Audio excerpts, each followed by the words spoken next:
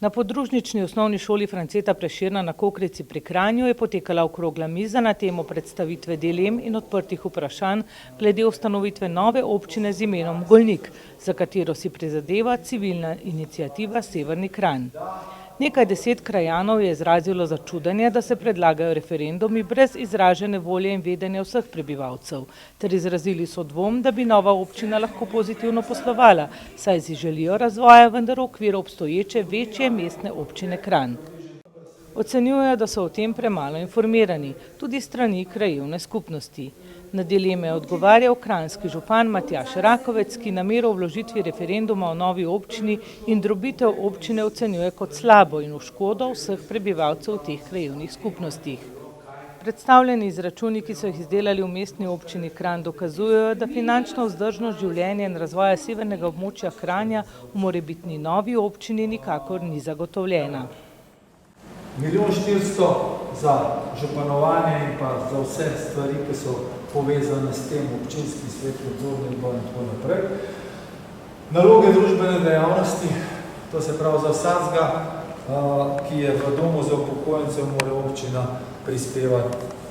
Potem tiste, ki obiskujejo osnovno šolo Helenje Puha, pa glasbeno šolo.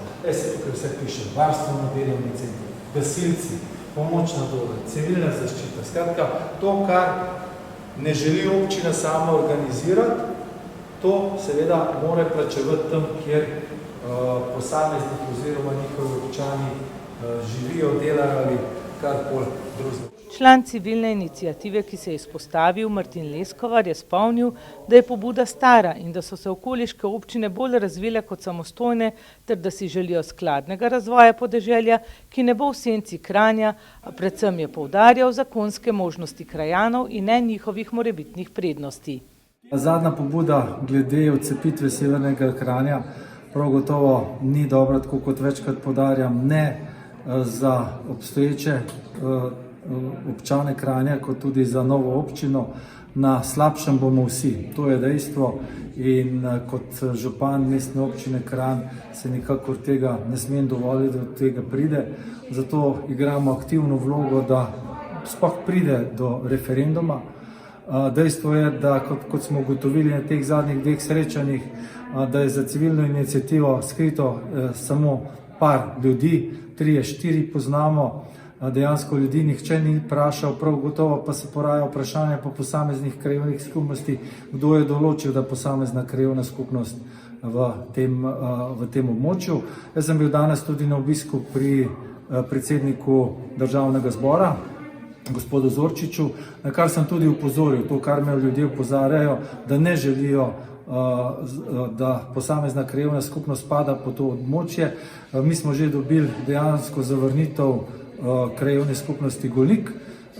Včeraj smo bili v Britofu in Predosljah, kjer je dejansko vsi prisotni, preko 100 ljudi, se je izreklo za to, da ostanejo v tej občini, da je tukaj lepo živeti. In tudi danes na Kokrici je bilo kar veliko jeze, glede na to, da ljudje niso obveščeni, kaj se sploh dogaja, čigava je ta ideja in kaj bo sploh dobrega prineslo to, da bi se severni del Kranja odcepil.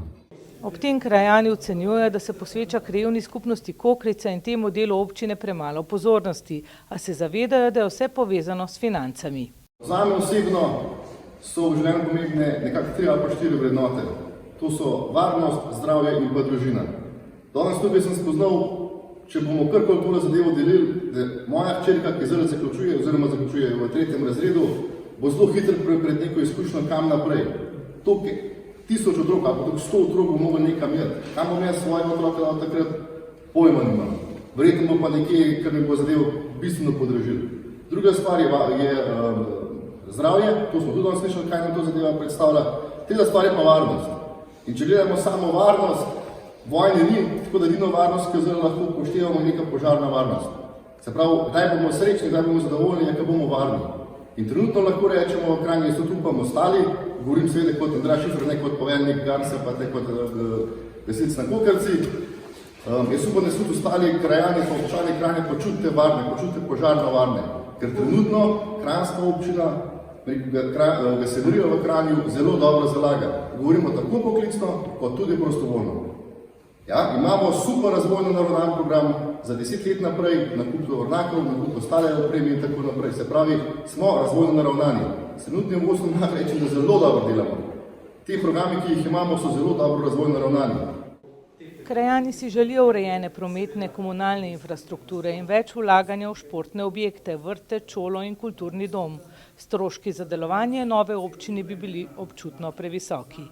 Kot podpredsednik Krajevne skupnosti Kokrica in edini prisotni danes, moram reči, da kljub temu, da je uradno Krajevna skupnost oziroma svet glasoval za razdružitev, moram reči, da sem proti razdružitvi.